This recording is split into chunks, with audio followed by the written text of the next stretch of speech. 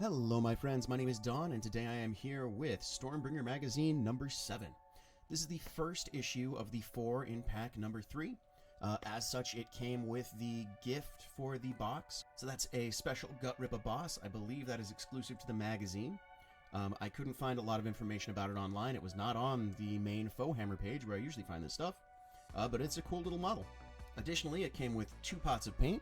We've got Catachan Flesh and Corax White, both are base coats, and it also came with a measuring stick. This is the same one you get in the starter packs. Alright, all that said, I'm going to go ahead and open it up.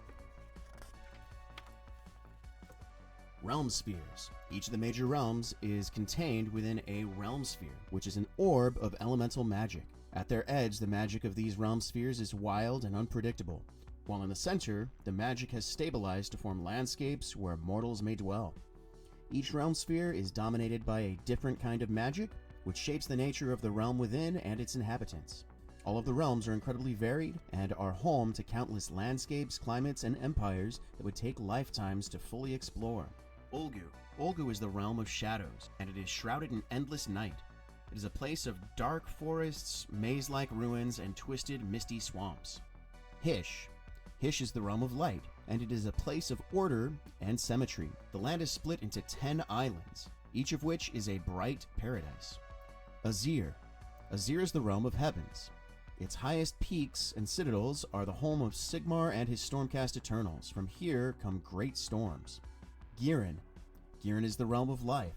Colossal plants dominate the landscape, growing almost as soon as explorers try to hack them down. Shyish is the realm of death, a grim place where every afterlife takes form. Mortal kingdoms live alongside empires of spirits and skeletons. Akshay is the realm of fire, and it burns with elemental heat. It contains sweltering jungles, sulfuric springs, and rivers of searing lava. Shaman. Shaman is the realm of metal, where iron islands float atop magnetic winds. The lands are covered with crystalline plants and rivers of liquid metal. Gur. Gur is the realm of beasts. Vast bones are strewn across its dusty plains and jagged mountains, and giant monsters hunt constantly.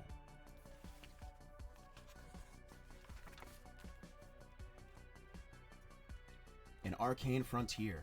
Every realm is truly vast. In Akshay, the realm of fire, Sigmar's warriors have conquered much of the region known as the Great Parch, a region that contains icy peaks, boiling oceans, and the remains of ancient mage empires. Vast as the Great Parch is, it represents only a fraction of the realm of fire. Chaos-tainted wastes. The corruption of the Chaos Gods is found in every realm apart from Azir. Akshay is no exception. Khorne's influence is felt heavily here, and great swaths of Akshay have been twisted by dark forces to resemble the Blood God's realm. Warriors battle beneath the shadow of great pyramids, up skulls, or over rivers of blood, as the skies rain burning bones on all below.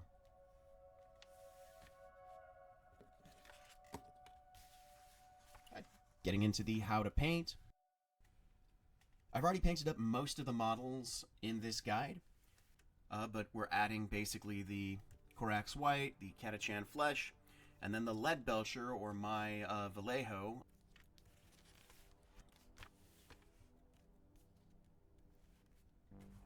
Here they are, and a final gallery here for the Cruel Boys.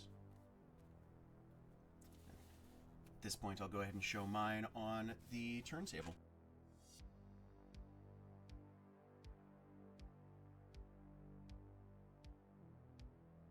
And then the Stormcasts, adding the Lead Belcher Aluminium, as well as Catachan Flesh. There's not a lot of the Catachan Flesh on the Stormcasts, just a few bits of leather, kind of some detail stuff. That Lead Belcher does have a bit of space that it covers, though.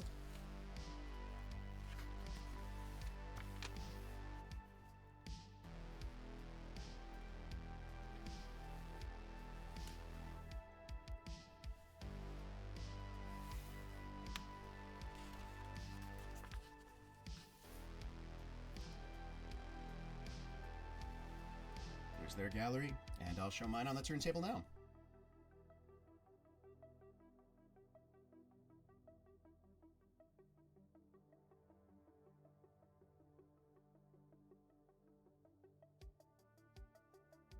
Alright, moving on to A Basics 8.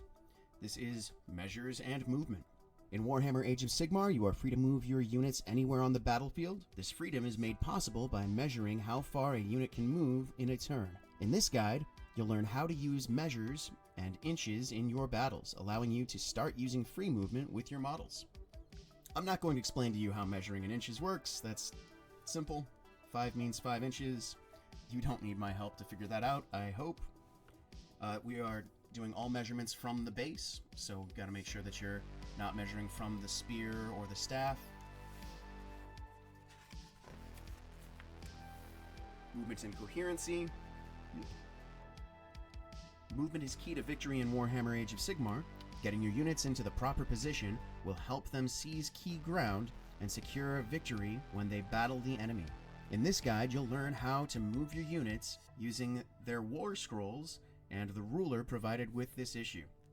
So now added onto each of the war scrolls, we have that top little corner, which is the movement in inches. Again, that's pretty simple, straightforward. I'm not going to explain that. I will go to coherency, however. If a unit contains multiple models, then all models within that unit must remain within 1 inch of at least one other model from that unit. This is called coherency. When you move a unit, make sure that at the end of the move, all models in that unit are within 1 inch of each other. In this example, every model in the unit is within 1 inch of another model in the unit, and so the model is in coherency.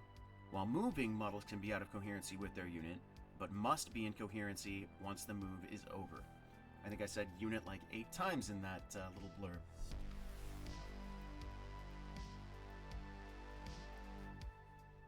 To move a unit, you follow a series of simple steps. The more you practice these steps, the more familiar you'll be with moving your units.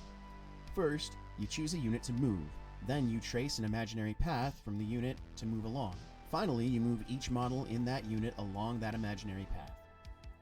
Things to remember: you can't move off the board. As well, you can't move within 3 inches of an enemy model. The only way you can do that is if you wanted to charge, which I think we'll get into pretty soon. Gee, I called it almost like I read this beforehand. How to charge. Charging is a special kind of movement that allows you to get into close combat with an enemy unit. A unit of charging warriors can cover a lot of ground quickly, but there is a chance that they will be driven back before they can engage their foes. In this guide, you will learn how to charge with your units. So this adds charging into the turn sequence. Not going to read all of that. A unit can only attempt to charge if it is within 12 inches of any enemy units at the beginning of your charge phase. You can measure a 12-inch circle around your units to see if they are eligible to attempt to charge. How to charge. In this example, the Killaboss and Stabgrot are within 12 inches of both the Vindictors and the Knight Arcanum, so they may attempt to charge. To attempt to charge, roll 2d6, see A Basics 3. This is called a charge roll. The result of this roll is the distance in inches that your unit could move while charging. However, your unit must be able to finish its charge move within half an inch of an enemy unit. Otherwise, the charge fails and your unit does not move. You do not need to decide where your unit will charge until after you've made your charge roll. If the roll is successful, your unit can charge towards any enemy units that are within range, so long as it ends the charge within half an inch of at least one enemy unit. Below are examples of successful and failed charge rolls. So in the first instance, the kill boss does make it within half an inch. Second instance, they needed a 5, they only got a 4, so outside.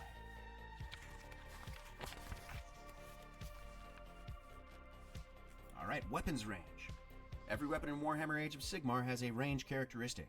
Short weapons like swords and axes tend to be effective at close range, while long weapons such as spears and halberds are capable of striking enemies from further away. Meanwhile, bows, grenades, and other missile weapons can be deadly at even greater distances. Range and weapons. It's also adding a range onto the weapons profiles of each of the models now. So the range of the Knight Arcanum's staff is 2 inches. So in this instance, it's in. 3 inches is too far away. Missile weapons, of course, ranged weapons can be done at a higher range. Knight Arcanum is within 6. The range is 8, so they are able to make the attack. And moving on to the playthrough for the issue. Divide and Rule. The Knight Arcanum has been surrounded while on a mission to secure arcane secrets. Now reinforcements rush into battle to swing this key conflict in their favor.